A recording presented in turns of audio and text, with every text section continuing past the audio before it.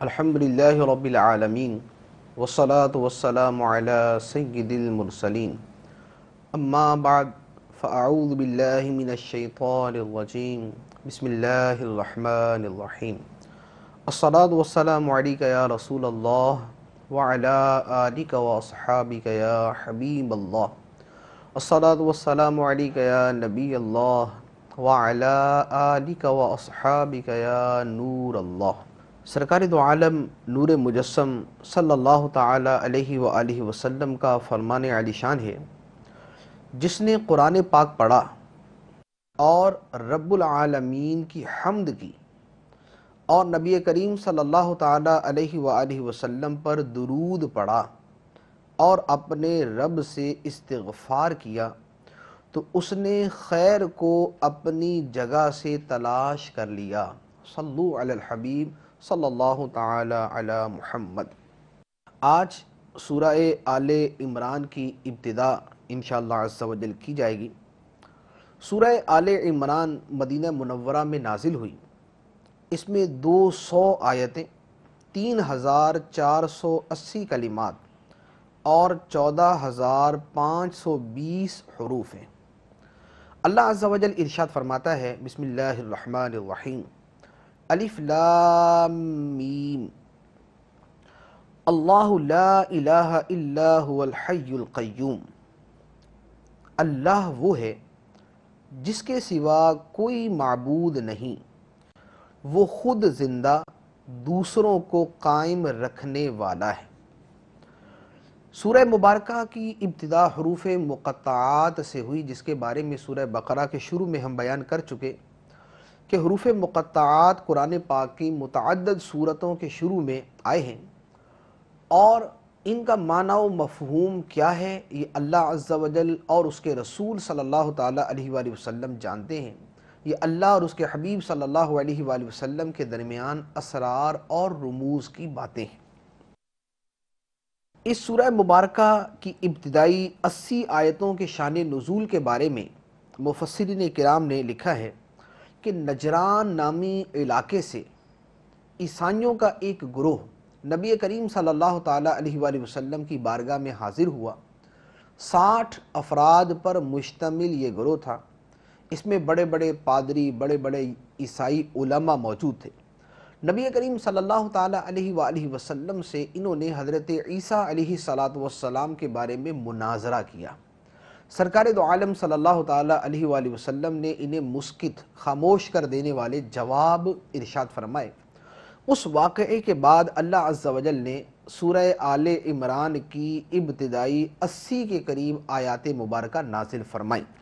تو ان آیات مبارکہ میں بنیادی طور پر عیسائیوں کے عقائد کی تردید ہے، اسلام کی حقانیت کا بیان ہے، اور عیسائیوں کے بد اعمال کا بیان ہے۔ ارشاد فرمایا، اللہ لا الہ الا هو الحی القیوم۔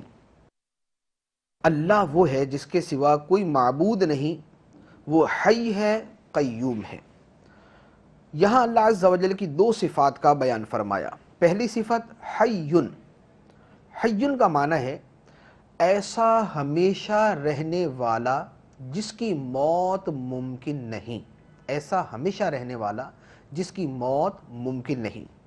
اور قیوم کا معنی ہے وہ قائم بذات، یعنی بغیر کسی دوسرے کی محتاجی اور تصرف کے جو خود قائم ہو اور مخلوق کی دنیا اور آخرت کی زندگی کی حاجتوں کی تدبیر فرمائے، وہ قیوم۔ تو یہاں اللہ عز و جل کی ان 2 صفات کا تذکرہ فرمایا۔ پھر فرمایا، نزل علیک الکتاب بالحق مصدقا لما بین یدیہ وانزل التوراۃ والانجیل من قبل ھدی للناس وانزل الفرقان ان الذین کفروا بآیات اللہ لہم عذاب شدید واللہ عزیز ذو انتقام۔ اس نے تم پر یہ سچی کتاب اتاری جو پہلی کتابوں کی تصدیق کرتی ہے، اور اس نے اس سے پہلے لوگوں کی رہنمائی کے لیے تورات اور انجیل نازل فرمائی، اور اللہ نے حق و باطل میں فرق اتارا۔ بے شک وہ لوگ جنہوں نے اللہ کی آیتوں کا انکار کیا ان کے لیے سخت عذاب ہے اور اللہ غالب بدلہ لینے والا ہے۔ ان دو مبارک آیتوں میں اللہ عز و جل نے اپنی نازل کردہ تین اہم ترین کتابوں کا تذکرہ فرمایا۔ انبیاء کرام علیہم السلام پر جو بڑی بڑی کتابیں نازل ہوئیں وہ چار تھیں: تورات، انجیل، زبور اور قرآن۔ ان دو آیات مبارکہ میں ارشاد فرمایا کہ اللہ عز و جل نے قرآن پاک کو حق کے ساتھ نازل فرمایا۔ ایک قرآن پاک کا تذکرہ ہوا، اور پھر فرمایا کہ قرآن سے پہلے اللہ عز و جل نے تورات اور انجیل کو نازل فرمایا۔ تو تورات اور انجیل اور قرآن یہ اللہ عز و جل کی مقدس کتابیں ہیں، جن میں قرآن پاک کسی حرف، کسی لفظ، کسی نقطے کی تحریف و تغییر کے بغیر آج تک موجود، اور تورات اور انجیل کے اندر ان کے مذہب کے ماننے والوں نے تبدیلیاں کر دی۔ اللہ عز و جل ارشاد فرماتا ہے کہ اللہ کی آیتوں کے انکار کرنے والوں کے لیے عذاب شدید کی وعید ہے۔ تو اب جو شخص تورات اور انجیل کی حقیقی آیات کا انکار کرتا ہے وہ بھی عذاب الہی کا مستحق، اور جو قرآن کی کس آیت کا انکار کرتا ہے وہ بھی عذاب الہی کا مستحق ہے۔ پھر فرمایا ان اللہ لا یخفی علیہ شیء فی الارض ولا فی السماء، بے شک اللہ پر کوئی چیز پوشیدہ نہیں، نہ زمین میں اور نہ ہی آسمان میں۔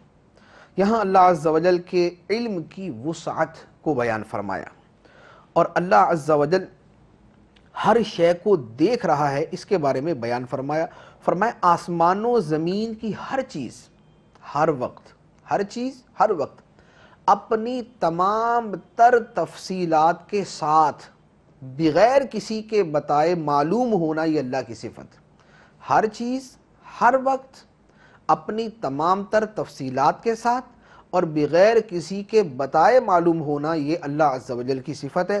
ان میں سے کوئی شے اگر کسی اور کے لیے ثابت کی جاتی ہے کہ کسی ایک بھی شے کا علم ذاتی طور پر اللہ کے علاوہ کسی اور کے لیے ثابت کیا جاتا ہے تو یہ کفر و شرک ہے۔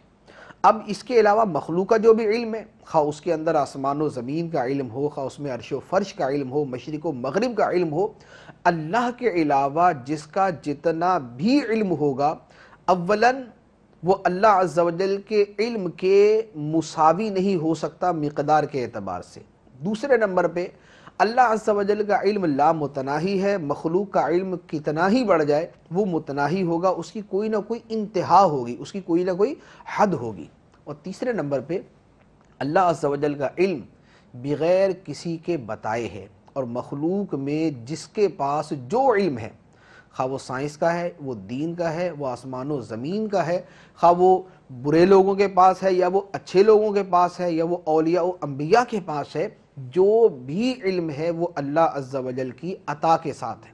جیسے قرآن پاک میں اللہ عز و جل نے ارشاد فرمایا، یہاں تو فرمایا کہ آسمان و زمین کی کوئی شے اللہ عز و جل پر پوشیدہ نہیں، تو یہاں اللہ عز و جل کے آسمان و زمین کے علم کا بیان ہوا۔ اب ایک دوسری آیت میں فرمایا وَكَذَلِكَ نُرِي إِبْرَاهِيمَ مَلَكُوتَ السَّمَاوَاتِ وَالْأَرْضِ، اور ہم یوں ہی ابراہیم کو آسمانوں اور زمین کی بادشاہ دکھاتے ہیں۔ تو اللہ عز و جل نے حضرت ابراہیم علیہ السلام کو آسمانوں اور زمین کی بادشاہت دکھائی، تو آسمان و زمین کے بے شمار چیزوں کا علم حضرت ابراہیم علیہ السلام کو عطا کیا گیا۔ تو اب حضرت ابراہیم علیہ السلام کو علم تو ہوا، لیکن کیسے؟ وَكَذَلِكَ نُرِي، ہم دکھاتے ہیں، یعنی اللہ عز و جل نے عطا فرمایا تو حضرت ابراہیم علیہ السلام کو علم ہوا۔ تو یہ وہ بنیادی فرق ہے جو اللہ کے اور مخلوق کے علم کے درمیان کیا جائے گا۔ خواہ وہ کسی بھی شے کا علم ہو، وہاں یہی فرق کریں گے کہ اللہ عز و جل کا علم ذاتی ہے، بغیر کسی کی عطا کے ہے، اور مخلوق کا علم کتنا بھی ہو جائے وہ اللہ عز و جل کی عطا سے ہے، ذاتی طور پر کوئی علم نہیں۔ پھر فرمایا هو الذی یصورکم فی الارحام کیف یشاء لا الہ الا هو العزیز الحکیم، وہی ہے جو ماؤں کے پیٹوں میں جیسی چاہتا ہے تمہاری صورت بناتا ہے، اس کے سوا کوئی معبود نہیں، وہ زبردست ہے، حکمت والا ہے۔ یہاں اللہ عز و جل کی ایک قدرت کا بیان ہے کہ ماؤں کے پیٹ میں تمہاری شکل و صورت اللہ عز و جل بناتا ہے، کوئی گورا ہے، کوئی کالا ہے، مرد ہے یا عورت ہے، اچھا ہے یا برا ہے، گورا ہے یا کالا ہے، کچھ بھی ہے، اس کے بارے میں جملہ امور اللہ عز و جل فرماتا ہے، اور یصورکم فی الارحام، یہ سارے کے سارے امور اللہ عز و جل ماں کے پیٹ میں کرتا ہے۔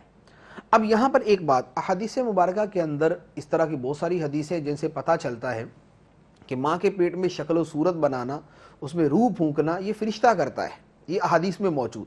آیت میں فرمایا کہ یہ کام اللہ عز و جل کرتا ہے، تو اب آیت فرماتی ہے کہ اللہ عز و جل کرتا ہے اور حدیث میں ہے کہ فرشتہ کرتا ہے، تو دونوں میں تطبیق یہ ہے کہ چونکہ فرشتہ یہ سارے کام اللہ عز و جل کے اذن سے، اس کے دیے ہوئے اختیار سے کرتا ہے، اس لیے فرشتے کا کام حقیقتاً اللہ عز و جل کا کام ہے۔ تو جو خالق ہے، جو مصور حقیقی ہے، وہ اللہ عز و جل، جو حقیقتاً صورت بنانے والا ہے وہ اللہ عز و جل۔ اور چونکہ فرشتہ اللہ کے اذن اور اختیار اور اجازت سے کرتا ہے، لہذا اس کا فعل اللہ عز و جل کی طرف منسوب ہوا۔ تو اسی طرح اللہ تعالیٰ کے نیک بندے، انبیاء، اولیاء، جو لوگوں کی مدد فرماتے ہیں، جو لوگوں کی حاجت روائی فرماتے ہیں، تو ان کے یہ کام چونکہ اللہ کے اذن سے، اجازت سے اور اللہ کے دیے ہوئے اختیارات سے ہوتے ہیں، اس لیے ان کے یہ کام اللہ عز و جل ہی کے کام ہوتے ہیں۔ تو نبی کا مدد کرنا یہ خدا ہی کا مدد کرنا ہوتا ہے، اسی طرح ولی کا مدد کرنا یہ بھی خدا کا مدد کرنا قرار پائے گا۔ پھر فرمایا هو الذی انزل علیک الکتاب منہ آیات محکمات ہن ام الکتاب واخر متشابہات فاما الذین فی قلوبہم زیغ فیتبعون ما تشابہ منہ ابتغاء الفتنة وابتغاء تأویلہ وما يعلم تأویلہ الا اللہ والراسخون فی العلم یقولون آمنا به کل من عند ربنا وما یذکر الا اولو الالباب۔ وہی ہے جس نے تم پر یہ کتاب اتاری، اس کی کچھ آیتیں صاف معنی رکھتی ہیں، وہ کتاب کی اصل ہیں، اور دوسری وہ ہیں جن کے معنی میں اشتباہ ہے۔ تو وہ لوگ جن کے دلوں میں ٹیڑھا پن ہے، وہ لوگوں میں فتنہ پھیلانے کی غرض سے اور ان آیات کا غلط معنی تلاش کرنے کے لیے ان متشابہ آیتوں کے پیچھے پڑتے ہیں، حالانکہ ان کا صحیح مطلب اللہ ہی کو معلوم ہے۔ اور پختہ علم والے کہتے ہیں کہ ہم اس پر ایمان لائے، یہ سب ہمارے رب کی طرف سے ہے، اور عقل والے ہی نصیحت مانتے ہیں۔ اس آیت مبارکہ کے اندر متعدد اہم امور بیان فرمائے۔ پہلے نمبر پہ تو یہ ارشاد فرمایا کہ قرآن پاک کی آیات دو طرح کی ہیں، نمبر ایک محکم اور نمبر دو متشابہ۔ محکم کون سی ہیں؟ محکم وہ ہیں کہ جن کے معانی میں کوئی اشتباہ نہیں، یعنی قرآن پاک سمجھنے کی اہلیت رکھنے والا ان آیات کا مطلب آسانی سے سمجھ جاتا ہے۔ آگے جو اسرار اور دیگر چیزیں ہیں وہ اور ہیں۔ جو قرآن پاک سمجھنے کی اہلیت رکھتا ہے، جو لغت عرب کو جانتا ہے، جو عقائد اسلامیہ کو جانتا ہے، اس طرح کی جو چند ایک بنیادی چیزیں ہیں، وہ اس آیت کے مفہوم کو واضح طور پہ سمجھ لیتا ہے، وہ آیت مبارکہ محکم ہے۔ اور متشابہ کون سی ہیں؟ متشابہ کی پھر آگے دو صورتیں ہیں۔ ایک تو یہ ہے کہ ان آیات کا ظاہراً کو معنی ہی نہیں بنتا، جیسے حروف مقطعات، یہ الف لام میم جو ابھی گزرا، الف لام میم را، کاف ہا یا عین صاد، ہا میم عین سین قاف، یہ جو حروف مقطعات ہیں کہ جن کا معنی ہمیں اصلاً ہی معلوم نہیں کہ کیا معنی ہے، یہ بھی متشابہات میں سے ہیں۔ اور متشابہات کی دوسری قسم وہ ہے کہ آیت مبارکہ کا جو لغت کے اعتبار سے معنی ہے وہ تو سمجھ آ رہا ہے، لیکن اللہ عز و جل کی اس آیت سے مراد کیا ہے وہ سمجھ نہیں آ رہی۔ جیسے قرآن پاک کے اندر ہے ید اللہ، اللہ کا ہاتھ، اب اس کا ترجمہ ہمیں سمجھ آ رہا ہے کہ اللہ کا ہاتھ، لیکن اب اللہ کے ہاتھ سے مراد کیا ہے یہ ہمیں سمجھ نہیں آ رہا۔ اسی طرح قرآن پاک میں ہے وجہ اللہ، اللہ کا چہرہ، اب آیت کا لغوی معنی ہمیں سمجھ آ رہا ہے، لیکن اس کا مرادی معنی کیا ہے، اللہ عز و جل کی مراد کیا ہے وہ ہمیں سمجھ نہیں آ رہی۔ تو یہ متشابہ کی دوسری صورت ہے کہ لغت کے اعتبار سے اس کلام کا معنی سمجھ آئے، لیکن شرعی اعتبار سے اس سے مراد حقیقی کیا ہے وہ ہمیں سمجھ نہ آئے۔ تو اب فرمایا کہ ان آیات کے بارے میں جو متشابہ آیات ہیں، ان کے بارے میں اب آگے دو طرح کے لوگ ہیں۔ پہلے نمبر پر تو وہ گروہ ہے کہ جو گمراہ اور بد مذہب لوگوں کا ہے، جو اپنی خواہشات کی پیروی کرنے والے اور جو اپنی عقل و دانش پر ہی سب کچھ جو ہے وہ منحصر کرنے والے ہیں۔ وہ کیا کرتے ہیں؟ وہ تو لوگوں میں فتنہ پھیلانے کی غرض سے، لوگوں کے اندر تشویش اور فساد پھیلانے کی غرض سے، اور ان آیات کا غلط معنی تلاش کرنے کے لیے ان آیتوں کے پیچھے پڑتے ہیں، یعنی جو واضح واضح احکام ہیں ان کو نہ سنتے ہیں نہ عمل کرتے ہیں اور ان آیات کے پیچھے پڑ جاتے ہیں۔ تو ان لوگوں کے بارے میں فرمایا کہ یہ وہ لوگ ہیں کہ جن کے دلوں میں ٹیڑھا پن ہے، جن کے دلوں میں کجی ہے، جن کے دلوں میں زیغ ہے، ان کے دلوں میں زنگ لگا ہوا ہے۔ اور دوسرا گروہ وہ ہے جو کامل الایمان لوگوں کا ہے، خواہ انہیں آیات متشابہات کا معنی معلوم ہو جائے یا نہ ہو۔ جب انہیں یہ معلوم ہے کہ یہ کلام ان کے رب کی طرف سے آیا ہے تو وہ کہتے ہیں کہ ہم اس پر ایمان لائے اور یہ سارے کا سارا ہمارے رب کی طرف سے ہے۔ یعنی ان کے لیے یہ ضروری نہیں کہ انہیں اس بات کا مفہوم بھی سمجھ آئے، ان کے لیے اتنا کافی ہے کہ اس کو نازل کرنے والا ان کا رب ہے۔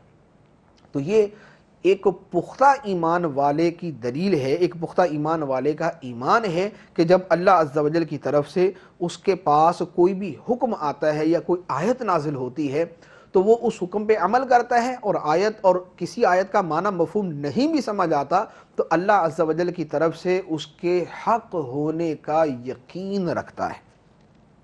اب یہ بات کہ جو آیات متشابہات ہیں جس کے بارے میں فرمایا کہ وَمَا يَعْلَمُ تَأْوِيلَهُ إِلَّا اللَّهُ، اس کی تعویل، اس کا معنی و مفہوم صرف اللہ جانتا ہے، تو کیا اللہ کے علاوہ کوئی اور بھی جانتا ہے؟ تو حقیقتاً یعنی ذاتی طور پہ تو اس کا معنی صرف اللہ ہی جانتا ہے، لیکن اللہ عز و جل جس کو اس کا معنی بتا دے وہ بھی جانتا ہے۔ تو اللہ عز و جل کے رسول صلی اللہ تعالیٰ علیہ وآلہ وسلم کا مقام و مرتبہ اس سے بلند ہے کہ اللہ عز و جل انہیں قرآن کی وہ آیتیں عطا فرمائے کہ جس کا معنی و مطلب ہی سرکار کو بیان نہ فرمائے۔ تو سرکار دو عالم صلی اللہ علیہ وآلہ وسلم کو متشابہات کا اور مقطعات کا علم عطا فرمایا گیا۔ علماء نے، مفسرین نے اس کی تصریح فرمائی۔ پھر اس کے بعد فرمایا وَالرَّاسِخُونَ فِي الْعِلْمِ، اور علم میں جو پختہ ہیں، یقولون، وہ کہتے ہیں، آمنا بہ، ہم اس پر ایمان لائے، کل من عند ربنا، یہ سب ہمارے رب کی طرف سے ہے۔ یہاں فرمایا راسخ فی العلم۔ راسخ فی العلم کون ہے؟ راسخ فی العلم کا لغوی معنی ہے علم میں پختہ۔ تو حضرت انس بن مالک رضی اللہ تعالی عنہ ارشاد فرماتے ہیں، تفسیر خازن میں ہے، فرمایا کہ راسخ فی العلم وہ عالم باعمل ہے جو اپنے علم کی پیروی کرنے والا ہے۔ وہ عالم باعمل ہے جو اپنے علم کی پیروی کرنے والا ہے۔ اور مفسرین کا ایک قول یہ ہے، یہ بھی تفسیر خازن میں ہے، فرماتے ہیں کہ راسخ فی العلم وہ ہے جس میں 4 صفتیں ہوں۔ نمبر 1، اللہ عز و جل کا تقوی۔ نمبر 2، لوگوں کے ساتھ تواضع اور انکساری۔ نمبر 3، دنیا سے زہد و بے رغبتی۔ نمبر 4، نفس کے ساتھ مجاہدہ۔ جو اللہ سے ڈرنے والا، لوگوں کے ساتھ عاجزی سے پیش آنے والا، دنیا سے بے رغبتی اختیار کرنے والا اور اپنے نفس کے ساتھ مجاہدہ کرنے والا ہے، وہ راسخ فی العلم کے مرتبے میں داخل ہو جاتا ہے۔ اللہ عز و جل ہمیں بھی اسی مرتبے کے اندر داخل فرمائے۔ پھر فرمایا وَمَا يَذَّكَّرُ إِلَّا أُولُو الْأَلْبَابِ، اور عقل والے ہی نصیحت مانتے ہیں۔ اس آیت مبارکہ میں عقل کی فضیلت پتہ چلتی ہے۔ تو عقل اللہ تعالیٰ کی ایک نعمت ہے کہ جس کے ذریعے آدمی بہت ساری چیزوں کو سمجھتا ہے اور بہت ساری اشیاء سے نصیحت حاصل کرتا ہے، لیکن عقل وہی معتبر ہے جو ہدایت کا ذریعہ بنے۔ جو عقل گمراہی کا ذریعہ بنے وہ جہالت سے بھی بدتر ہے۔ جیسے طاقت بڑی اچھی چیز ہے، لیکن جو طاقت ظلم میں استعمال ہو وہ کمزوری سے بھی زیادہ بدتر ہے۔ پھر فرمایا ربنا لا تزغ قلوبنا بعد اذ ہدیتنا وہب لنا من لدنک رحمتا انک انت الوہاب۔ اے ہمارے رب، تو نے ہمیں ہدایت عطا فرمائی ہے، اس کے بعد ہمارے دلوں کو ٹیڑھا نہ کرنا اور ہمیں اپنے پاس سے رحمت عطا فرما، بے شک تو بڑا عطا فرمانے والا ہے۔ یہاں عقل والوں کی دعا اللہ کی بارگاہ میں عرض کی گئی ہے کہ اے ہمارے رب، تو نے ہمیں ہدایت عطا فرمائی، اب اس کے بعد ہمارے دلوں کو ٹیڑھا نہ کر دینا۔ ہدایت ملنا بڑی چیز ہے، لیکن اس کا فائدہ تب ہے کہ جب ہدایت پر استقامت مل جائے، جب وہ ہدایت ہمیشہ ہمیشہ رہے۔ اگر ساری زندگی ایمان پر گزر گئی اور خاتمہ کفر پر ہو گیا تو زندگی بھر کی ہدایت کا کوئی فائدہ نہیں۔ اسی لیے جو دار و مدار ہے وہ حسن خاتمہ پر ہے۔ حدیث مبارک ہے انما الاعمال بالخواتیم، اعمال کا دار و مدار خاتمے پر ہے۔ اگر خاتمہ اچھا ہے تو اعمال کا اعتبار، اور اگر خاتمہ برا ہو گیا، کفر پر ہو گیا، تو ساری زندگی کے سارے اعمال برباد ہو گئے۔ اسی لیے بزرگان دین ایمان پر خاتمے کے بارے میں بڑے فکر مند رہتے تھے اور ایمان پر خاتمے کے لیے دعائیں کیا کرتے تھے۔ تو یہ آیت مبارکہ بھی اسی مفہوم کے اندر ہے۔ تو یہ آیت مبارکہ بھی اگر بکثرت پڑھی جاتی رہے، ربنا لا تزغ قلوبنا بعد اذ ہدیتنا وہب لنا من لدنک رحمہ انک انت الوہاب، یہ دعا بکثرت پڑھتے رہے تو انشاءاللہ عز و جل خاتمہ بالخیر کے لیے مفید ثابت ہوگی۔ پھر فرمایا ربنا انک جامع الناس لیوم لا ریب فیہ ان اللہ لا یخلف المیعاد، اے ہمارے رب بے شک تو سب لوگوں کو اس دن جمع کرنے والا ہے جس میں کوئی شبہ نہیں۔ بے شک اللہ وعدہ خلافی نہیں کرتا، اللہ عز و جل وعدہ خلافی نہیں کرتا، کیونکہ وعدہ خلافی کرنا جھوٹ ہے اور اللہ عز و جل جھوٹ سے پاک ہے۔ نہ اللہ عز و جل جھوٹ بولتا ہے اور نہ جھوٹ بول سکتا ہے۔ جو یہ کہے کہ اللہ عز و جل نے جھوٹ بولا وہ بھی کافر، اور جو یہ کہے اللہ عز و جل جھوٹ بول سکتا ہے یہ بھی کفر ہے۔ امام اہل سنت اعلی حضرت عظیم البرکت امام احمد رضا خان علیہ رحمۃ الرحمٰن نے اس موضوع کے اوپر ایک نہایت ہی مفصل اور نفیس کتاب تصنیف فرمائی جس کا نام ہے سبحان الصبوح، یہ قابل مطالعہ ہے۔ اس کے بعد اللہ عز و جل نے ارشاد فرمایا ان الذین کفروا لن تغنی عنہم اموالہم ولا اولادہم من اللہ شیئا واولئک هم وقود النار، بے شک کافروں کے مال اور ان کی اولاد اللہ کے عذاب سے انہیں کچھ بھی بچا نہ سکیں گے اور وہی دوزخ کا ایندھن ہے۔ تو جب مال اور اولاد اللہ کے عذاب سے بچا نہیں سکتی تو اس کے پیچھے پڑ کر اپنے آپ کو عذاب کا مستحق بنا لینا یہ کسی بھی طرح کی عقل مندی نہیں۔ اور اسی طرح مسلمانوں کے لیے بھی، یہاں تو کفار کے لیے فرمایا گیا، مسلمانوں کے لیے بھی یہی ہے کہ جب ان کے مال اور ان کی اولاد قیامت کے دن اللہ کے عذاب سے انہیں بچا نہ سکے گی تو ان کے پیچھے اور ان کی خاطر، اولاد کی خاطر حرام میں مبتلا ہونا، اولاد کی خاطر حرام کمانا اور مال کی حرص کے اندر حلال و حرام کی تمیز کو ختم کر دینا، یہ کسی بھی طرح کی دانش مندی نہیں۔ پھر فرمایا کدأب آل فرعون والذین من قبلہم کذبوا بآیاتنا فأخذہم اللہ بذنوبہم واللہ شدید العقاب، جیسا فرعون کے ماننے والوں اور ان سے پہلے لوگوں کا طریقہ تھا، انہوں نے ہماری آیتوں کو جھٹلایا تو اللہ نے ان کے گناہوں پر انہیں پکڑ لیا اور اللہ کا عذاب بڑا سخت ہے۔ یہاں فرمایا گیا کہ نبی کریم صلی اللہ علیہ وآلہ وسلم کے زمانے کے کافروں کا طریقہ بھی ویسا ہی ہے جیسا کہ فرعون اور فرعونیوں کا تھا۔ فرعون اور اس کے ساتھیوں کے سامنے حضرت موسیٰ علیہ السلام اللہ کے رسول بن کر تشریف لائے اور انہوں نے معجزات دکھائے اور اللہ کی کتاب پیش کی، لیکن فرعون اور فرعونیوں نے ماننے سے انکار کر دیا۔ اسی طرح کفار مکہ کے پاس سرکار دو عالم صلی اللہ علیہ وآلہ وسلم اللہ کے رسول بن کر تشریف لائے اور معجزات دکھائے اور کتاب پیش کی، اور ان لوگوں نے بھی اسی طرح انکار کر دیا جس طرح فرعون اور فرعونیوں نے انکار کیا تھا۔ پھر فرمایا قل للذین کفروا ستغلبون وتحشرون الی جہنم وبئس المہاد، ان کافروں سے کہہ دو کہ ان قریب تم مغلوب ہو جاؤ گے اور دوزخ کی طرف ہانکے جاؤ گے اور وہ بہت ہی برا ٹھکانہ ہے۔ تفسیر در منصور میں اس آیت مبارکہ کے بارے میں ہے، حضرت عبداللہ ابن عباس رضی اللہ تعالی عنہما فرماتے ہیں کہ جب غزوہ بدر سے سرکار دو عالم صلی اللہ علیہ وآلہ وسلم واپس مدینہ منورہ تشریف لائے، چونکہ غزوہ بدر میں کفار کو شکست ہوئی تھی، اب جب مدینہ منورہ تشریف لائے تو یہودیوں نے آپس میں کہا کہ یہ کفار مکہ سے لڑ کر آ رہے ہیں۔ قریش مکہ لڑنے کا ڈھنگ جانتے ہی نہیں تھے، اگر ہم سے لڑائی ہوئی تو ان کو پتہ چل جائے گا کہ لڑنا کس کو کہتے ہیں، جب یہودیوں نے یہ بات کہی تو اللہ عز و جل نے قرآن پاک کی یہ آیت مبارکہ نازل فرمائی، قل اے حبیب تم فرما دو، للذین کافروا کافروں سے، ستغلبون کہ تم ان قریب مغلوب ہو جاؤ گے، وتحشرون الی جہنم اور جہنم کی طرف ہانکے جاؤ گے۔ تو سرکار دو عالم صلی اللہ علیہ وآلہ وسلم نے جو یہ یہودیوں کو فرمایا وہ پورا ہوا کہ یہودی مغلوب ہوئے، گرفتار کیے گئے، قتل کیے گئے، ان پر جزیہ مقرر کیا گیا، ان کو جلا وطن کیا گیا۔ تو کسی گروہ کو گرفتار کیا، کسی کو قتل کیا، کسی پر جزیہ مقرر کیا، کسی کو جلا وطن کر دیا، اور جو دوسری وعید ہے کہ وَتُحْشَرُونَ إِلَىٰ جہنم، اور تمہیں جہنم کی طرف ہانکا جائے گا، یہ قیامت کے دن پورا ہو جائے گا۔ تو جو سرکار دو عالم صلی اللہ علیہ وآلہ وسلم نے غیب کی خبر انہیں بتائی وہ پوری ہوئی کہ کفار مغلوب ہو گئے۔ اس کے بعد ایک اور واقعے کے ذریعے سمجھایا جا رہا ہے، قد کان لکم آیۃ فی فئتین التقطا فئۃ تقاتل فی سبیل اللہ واخری کافرۃ یرونہم مثلیہم رأی العین واللہ یؤید بنصرہ من یشاء ان فی ذلک لعبرۃ لأولی الابصار۔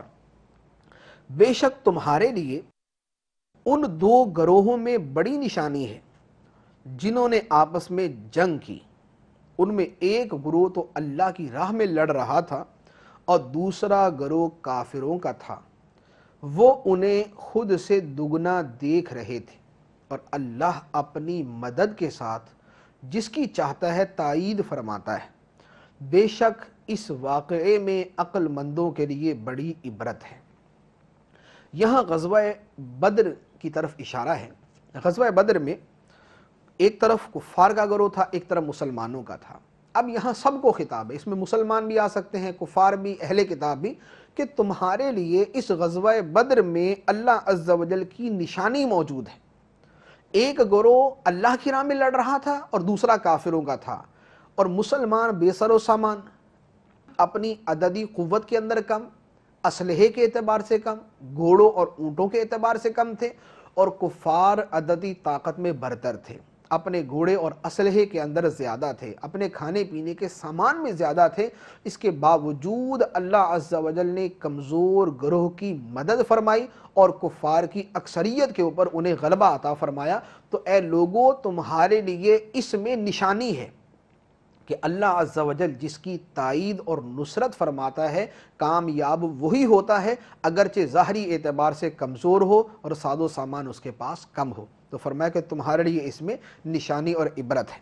پھر یہاں پر اللہ عز و جل نے جو مسلمانوں کی تائید فرمائی اس کا ایک نمونہ یہاں بیان فرمایا، یرونہم مثلیہم رأی العین، وہ کھلی آنکھوں انہیں اپنے سے دگنا دیکھ رہے تھے۔ اس آیت مبارکہ کا کیا معنی ہے، اس جملے کا کیا معنی ہے، اس کے بارے میں مفسرین نے کئی صورتیں بیان فرمائی۔ تین مفہوم اس کے ایسے ہیں جن کے بارے میں فرمایا کہ یہ مراد واضح طور پر ہو سکتے ہیں۔ کفار نے مسلمانوں کو خود سے دگنا دیکھا، کفار 1000 تھے اور مسلمان 313۔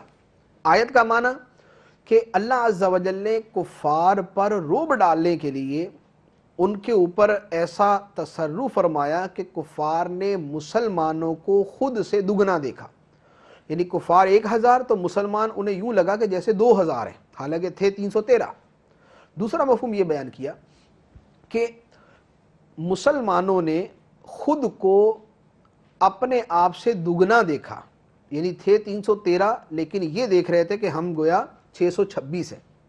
اور یا اس کا معنی یہ بیان کیا کہ کفار کو مسلمانوں کی تعداد مسلمانوں سے دگنی نظر آئی، تو مسلمان 313 تھے اور کفار کو دگنے نظر آ رہے تھے، یعنی ان کو 626 نظر آ رہے تھے، تو ان کو تعداد بڑھ کر نظر آ رہی تھی، جس کی وجہ سے ان کے دل پہ رعب طاری ہو رہا تھا۔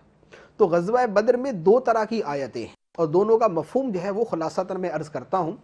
ایک آیت مبارکہ میں یہ ہے کہ کفار مسلمانوں کو تھوڑے نظر آئے اور مسلمان کفار کو تھوڑے نظر آئے، یہ بھی قرآن پاک کے اندر موجود ہے۔ اس کا مفہوم کیا ہے، یہ تھا جب جنگ شروع ہونے لگی تھی اس سے پہلے، یہ جنگ شروع ہونے سے پہلے تھا کہ کفار مسلمانوں کی نگاہ میں تھوڑے لگ رہے تھے اور مسلمان کفار کی نگاہ میں تھوڑے لگ رہے تھے، اور جب جنگ شروع ہو گئی، لڑائی شروع ہو گئی، اس کے بعد یہ واقعہ رونما ہوا کہ جس کے اندر مسلمانوں کی ہمت بڑھ گئی اور کفار کے حوصلے پست ہونا شروع ہو گئے۔ تو یہ مفہوم سامنے رکھیں گے تو آیات مبارکہ کے درمیان تطبیق ہو جائے گی۔ لوگوں کے لیے ان کی خواہشات کی محبت کو آراستہ کر دیا گیا، یعنی عورتوں اور بیٹوں اور سونے چاندی کے جمع کیے ہوئے ڈھیروں اور نشان لگائے گئے گھوڑوں اور مویشیوں اور کھیتیوں کو ان کے لیے آراستہ کر دیا گیا۔ یہ سب دنیاوی زندگی کا ساز و سامان ہے اور صرف اللہ کے پاس اچھا ٹھکانہ ہے۔ اس آیت مبارکہ میں اللہ عز و جل نے دنیاوی خواہشات اور دنیاوی لالچ جو ہے اس کے بارے میں بیان فرمایا کہ انسان کو دنیا میں کن چیزوں کی لالچ ہوتی ہے اور کن چیزوں کی ہرس ہوتی ہے اور کن چیزوں کے پیچھے وہ اپنی ساری زندگی گنوا دیتا ہے اور خدا کو بھلا دیتا ہے۔ پہلے نمبر پر فرمایا حب الشہوات، خواہشات کی محبت۔ خواہشات کی محبت کیا ہے؟ من النساء، عورتیں، والبنین، بیٹے اولاد، والقناطر المقنطرۃ من الذهب والفضہ، سونے چاندی کے ڈھیر۔ یہ آدمی کو بڑے پسند ہے، بڑا دل کرتا ہے سونا ہو، چاندی ہو، پیسے ہو، بینک بیلنس ہو۔ والخیل المصومہ، اور نشان لگائے گھوڑے، نشان لگائے ہوئے گھوڑے۔ یہ یوں سمجھ لے کہ ہمارے زمانے کی بڑی اعلیٰ قسم کی گاڑیاں، گھوڑا اس زمانے میں سواری کے لیے استعمال ہوتا تھا، تو ہمارے زمانے میں جیسے چھوٹی کار سے لے کر بڑی کار تک جو ہے یہ ایک آدمی کی ثروت اور اس کی امیری اور اس کی امارت کی نشانی ہے اور اس کے سٹیٹس کی علامت ہے کہ اس کے پاس بہت اعلیٰ قسم کی گاڑی ہے۔ والانعام، اور جانور جو ہے وہ کھانے کے بھی، سواری کے لیے بھی۔ والحرث، اور کھیتی، جاگیردار ہے، بہت بڑا جاگیردار ہے، زمینیں کھیت ہی کھیت، ایکڑوں کے حساب سے زمین ہے اس کے پاس، یہ کھیتیاں اس کے پاس۔ تو یہ فرمایا کہ یہ دنیاوی زندگی کی شہوات ہیں، یہ دنیاوی زندگی کی خواہشات ہیں، اور ان کی حقیقت کیا ہے؟ فرمایا ذالک متاع الحیات الدنیا، یہ دنیاوی زندگی کا ساز و سامان ہے۔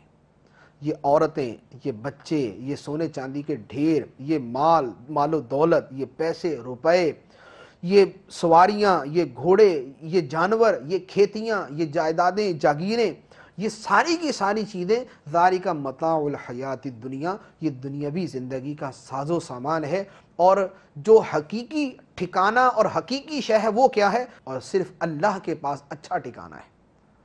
تو اب ان خواہشات کے پیچھے اور ان چیزوں کے پیچھے پڑنے والے دو طرح کے ہیں۔ ایک تو کفار ہیں جن کی زندگی ہے ہی یہ، جو سوائے عورتوں کے اور سوائے مال و دولت کے جن کا مطمع نظر اور کچھ ہے ہی نہیں، وہ اللہ کو ایسے بلا بیٹھے کہ انکار ہی کر بیٹھے۔ اور اس کے بہت قریب تک کا حال مسلمانوں کا بھی ہے کہ مسلمان تو ہیں، کلمہ پڑھتے ہیں، مسلمان ہیں، دل سے مسلمان ہیں، لیکن ان چیزوں کی محبت میں ایسے مگن ہیں کہ خلق کے پیچھے خالق کو بھولے ہوئے، مخلوق کے پیچھے خالق کو بھولے ہوئے، دنیا کے پیچھے اپنے رب کو بلا کے بیٹھے ہیں۔ ایک طرف دنیا بلا رہی ہے، دوسری طرف رب العالمین بلاتا ہے، یہ رب العالمین کے بلانے کی طرف نہیں جاتے، دنیا کے بلانے کی طرف جاتے ہیں۔ تو فرمایا کہ یہ سب کیا ہے؟ دنیاوی زندگی کا ساز و سامان ہے، اور حقیقت اور ان سے بہتر شے کیا ہے وہ اگلی آیت میں بیان فرمائی۔ فرمایا قل اؤنبئکم بخیر من ذالکم للذین اتقوا عند ربهم جنات تجری من تحتها الانہار خالدین فیہا وازواج مطہرۃ ورضوان من اللہ واللہ بصیر بالعباد۔ اے حبیب تم فرماؤ کیا میں تمہیں ان تمام دنیاوی چیزوں سے بہتر چیز بتا دوں؟ سنو، وہ یہ ہے کہ پرہیزگاروں کے لیے ان کے رب کے پاس جنتیں ہیں جن کے نیچے نہریں جاری ہیں۔ ان جنتوں میں پرہیزگار لوگ ہمیشہ رہیں گے، اور ان کے لیے پاکیزہ بیویاں اور اللہ کی خوشنودی ہے، اور اللہ بندوں کو دیکھ رہا ہے۔ سبحان اللہ۔ دنیا کی حقیقت بیان کرنے کے بعد کتنے دل نشین اور حسین انداز میں جنت اور رضا الہی کی طرف دعوت دی جا رہی ہے۔ فرمایا جا رہا ہے، جس کا خلاصہ ہے، اے حبیب دنیا کی حقیقت اور فنائیت سمجھانے کے بعد تم لوگوں سے فرما دو کہ کیا میں تمہیں عورتوں، بیٹوں، مال و اولاد، سونا چاندی، کاروبار، باغات، عمدہ سواریوں، بہترین مکانات، ان سب سے بہتر چیز بتا دوں؟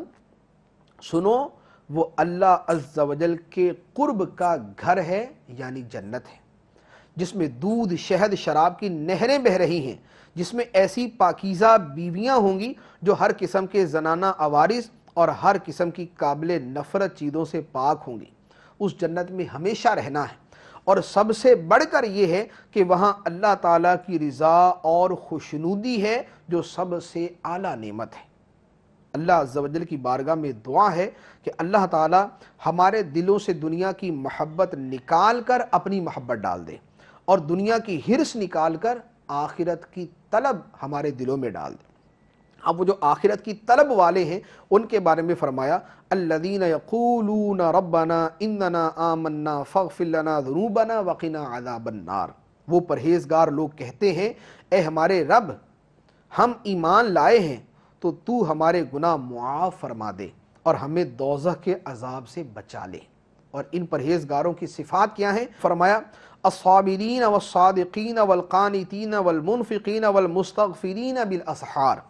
پرہیزگار لوگ وہ ہیں جو صبر کرنے والے اور سچے اور فرما بردار اور راہ خدا میں خرچ کرنے والے اور رات کے آخری حصے میں مغفرت مانگنے والے ہیں۔ تو اللہ عز و جل ہمیں ان پہلے گروہ کے لوگوں سے نکال کر اس گروہ میں داخل فرمائے کہ ہم صبر کرنے والے ہوں، سچ بولنے والے ہوں، فرما بردار ہوں، راہ خدا میں خرچ کرنے والے ہوں، اور رات کے آخری پہر میں اللہ عز و جل کی بارگاہ میں اپنی گناہوں کی معافی مانگنے والے ہوں۔ اللہ عز و جل ہمیں عمل کی توفیق عطا فرمائے۔ آمین بجاہ النبی الامین صلی اللہ تعالی علیہ